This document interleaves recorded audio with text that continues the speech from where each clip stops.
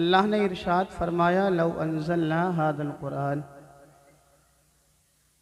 अगर हम कुरान पाक को पहाड़ पर उतार देते तो पहाड़ रेज़ा रेज़ा हो जाता। अल्लाह। लेकिन ये हाफिज़ कुरान की शान है कि उसने 30 पारों को अपने सीने में महफूज कर लिया। सुभान अल्लाह, सुभान अल्लाह, माशाअल्लाह, माशाअल्लाह। और हुजूर ने यहाँ तक इरशाद फरमाया अगर किसी को दुनिया में चलता फिरता जन्नती देखना है तो मदरसे में पढ़ने वाले तालिब इल्म को देख ले। सुभान अल्लाह, सुभान अल्लाह। अगर किसी को दुनिया की सरजमीन पर चलता फिरता जन्नती देखना है तो वो मदरसे में पढ़ने वाले तालिब इल्म को देख ले। लोगों, ये तालिब इल्मों की शान बहुत अलग है। आप गुफ्तगू मुलाहिज़ा फरमा लें, जहन हाजिर रख लें। एक खातून है जिनका नाम है हज़रत वाहिया। बहुत नेक थी, बहुत पारसा थी, तहज्जुद गुजार थी। खुदा की बारगाह में रो रो कर के दुआ करती थी, या अल्लाह मुझे मौत की तकलीफ़ से बचाना, या अल्लाह मुझे मौत की तकलीफ़ से बचा लेना, या अल्लाह मुझे मौत की शिद्दत से बचा लेना। वक्त आया दुनिया से जाने का, ये दुनिया से गई, लेकिन जाने से पहले दुनिया की सरजमीन पर एक बच्चा छोड़ कर के गई थी जो कुछ पारे का हाफिज़ कुरान था। अजीज़ान मिल्लत इस्लामिया, खातून दुनिया से गई।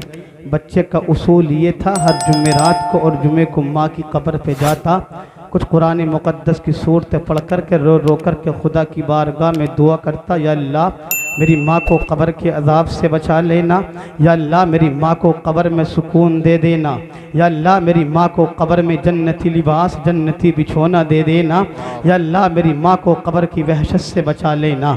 अजीज़ान मिल्लत इस्लामिया, बहुत तेज़ी के साथ आप मेरी गुफ्तगू समाअत कर लें।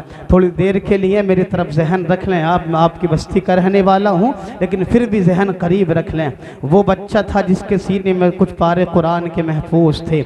माहौल था जुमेरात को जुमे को माँ की कब्र पे जाता था, कुछ पढ़ने के बाद रो रो कर के खुदा की बारगाह में दुआ करता था, या अल्लाह मेरी माँ को कब्र के अजाब से बचाना, या अल्लाह मेरी माँ को कब्र में जन्नती लिबास जन्नती बिछोना देना, मेरे माँ को कब्र के अंदर सुकून दे देना। अजीज़ान मिल्लत इस्लामिया, बच्चा जाता था हर जुमेरात और जुमे को। एक दिन क्या हुआ, ईशा की नमाज पढ़ के सोया, किस्मत का सितारा चमका, ख्वाब में माँ के चेहरे का दीदार किया। उस माँ के चेहरे का दीदार किया जिस माँ के चेहरे को देखने पर अल्लाह वो सवाब देता है जो न किसी पीर के चेहरे को देखने पर मिलेगा, न किसी मुफ्ती के चेहरे को देखने पर मिलेगा, न किसी आलिम के चेहरे को देखने पर मिलेगा, न किसी मुहद्दिस के चेहरे को देखने पर मिलेगा।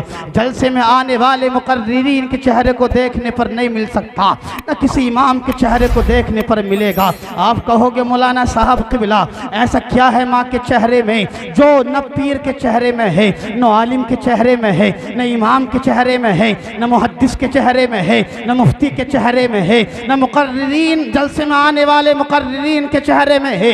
आप अपना आप कहोगे, अतीक साहब का दामन पकड़ के आप कहोगे, नासिम साहब जरा ये बता दिया जाए ऐसा क्या है माँ के चेहरे के देखने पर जो न पीर के चेहरे को देखने पर मिलेगा, न इमाम के चेहरे को देखने पर मिलेगा, न आलिम के चेहरे को देखने पर मिलेगा, न मुहद्दिस के चेहरे को देखने पर मिलेगा, न मुफ्ती के चेहरे को देखने पर मिलेगा। अतीक साहब क़िबला आपसे अपनी जुबान में कहेंगे, अपनी माँ के चेहरे का दीदार कर, अपने बाप के चेहरे का दीदार कर, अल्लाह तुझको घर बैठे हज मकबूल का सवाब। सुभान अल्लाह। नारे तकबीर, नारे रिसालत, मसलके आला हज़रत, उलमाए अहले सुन्नत। सुभान अल्लाह, सुभान अल्लाह, माशाअल्लाह, माशाअल्लाह, सुभान अल्लाह। उस माँ के चेहरे का दीदार किया। आई माँ ख्वाब में, बेटे ने माँ को सलाम किया। सलाम करने के बाद कहा, माँ आप पर कैसी गुजरी? माँ कहती है, बेटा मौत की तकलीफ़ तो हुई थी, लेकिन कब्र में अल्लाह ने मुझे सुकून दे दिया है। अल्लाह ने कब्र में मुझे सुकून दे दिया है, जन्नती लिबास दे दिया है। अजीज़ान मिल्लत इस्लामिया, ज़रा बताओ तो सही, अगर कोई बेटा अपनी माँ के बारे में इतना अच्छा ख्वाब देखे तो बताओ उसके दिल को कितना सुकून मिलेगा। अजीज़ान मिल्लत इस्लामिया, अब बेटा उठा, अब बेटे का उसूल और ज़्यादा बन गया। हर जुमेरात को जाता था माँ की कब्र पे, हर जुमे को जाता था माँ की कब्र पे, कुछ पढ़ने पढ़ने के बाद रो रो कर के दुआ करता था, या अल्लाह मेरी माँ को कब्र में जन्नती लिबास दे देना, जन्नती बिछोना दे देना, जन्नती हवाएं दे देना, जन्नती ग़िज़ाएं दे देना। अज़ीज़ान मिल्लत इस्लामिया, एक दिन और किस्मत का सितारा चमका, फिर ख्वाब में माँ के चेहरे का दीदार किया। अब तन्हा माँ के चेहरे का दीदार नहीं किया था, अब माँ के साथ साथ और भी चेहरे नजर आए। माँ को बेटे ने सलाम किया। सलाम करने के बाद कहा था, माँ अब बताओ कैसे आना हुआ। माँ पुकार कर कहती है, मेरे दिल के चैन, मेरे चहीते बेटे, बात असल में ये है, तू कब्रिस्तान आता है, मैं अपने ऊपर रश्क करती हूँ, मेरे आस पास के मुर्दे मुझसे फ़ख्र के साथ कहते हैं, ए वाहिया तू बड़ी खुश नसीब है, दुनिया की सरजमीन पर हाफिज कुरान बच्चा छोड़ के आई है। ए बेटे बात असल में ये है, जब तू कब्रिस्तान आता है, कुछ पढ़ने के बाद रो रो कर के दुआ करता है, अल्लाह रब्बुल इज्जत ने कब्र के अंदर मुझे सुकून दे दिया है। तन्हा मुझे सुकून नहीं दिया, बल्कि मेरे आसपास के जितने मुर्दे हैं अल्लाह ने सबको कब्र में सुकून दे दिया है। माँ कहती है, बेटा बात यहीं तक नहीं है। बेटा कहता, माँ बताओ और क्या है। माँ कहती है, बेटा बात असल में ये है, तू कब्रिस्तान आना ना छोड़ना, रो रो करके दुआ करना, कुरान मुकद्दस के अल्फाज की तिलावत करना, जुबान तेरी होगी, अल्फाज कुरान पाक के होंगे, कब्र हमारी होगी, कब्रिस्तान में हम मदफून होंगे, कुरान के अल्फाज होंगे, तू पढ़ेगा, रो रो कर दुआ करेगा, अल्लाह कुरान के तुफैल मेरे गुनाहों को माफ।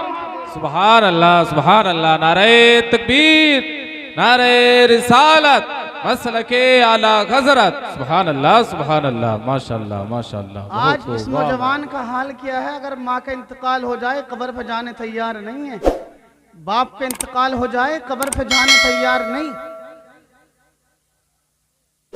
बाप का इंतकाल हो जाए तो मदरसे में पढ़ने वाले बच्चे, माँ का इंतकाल हो तो मदरसे में पढ़ने वाले बच्चे।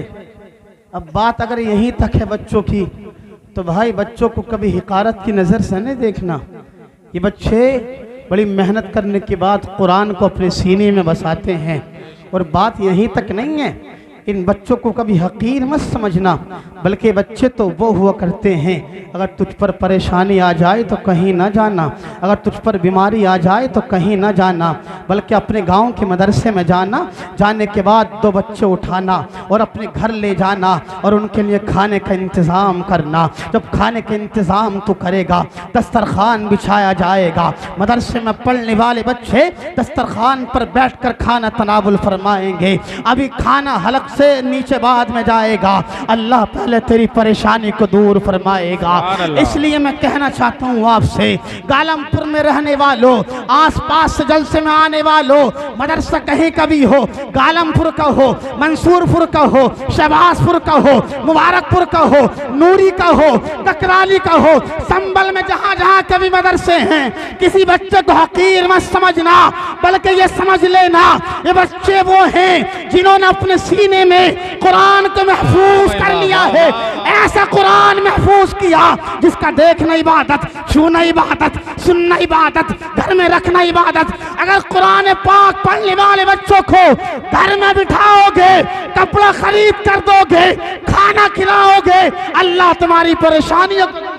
सुभान अल्लाह, माशाअल्लाह माशाअल्लाह, बहुत खूब, वाह वाह वाह। आपसे कहना चाहता हूँ, वक्त नहीं है, बहरहाल हमारे मदरसे के असातिज़ा हैं, अल्लाह इनकी उम्र में बरकत अता फरमाए। हमारे मदरसे में पढ़ने वाले तालिब इल्म हैं, अल्लाह इन्हें और ज़्यादा इल्म नाफ़े अता फरमाए।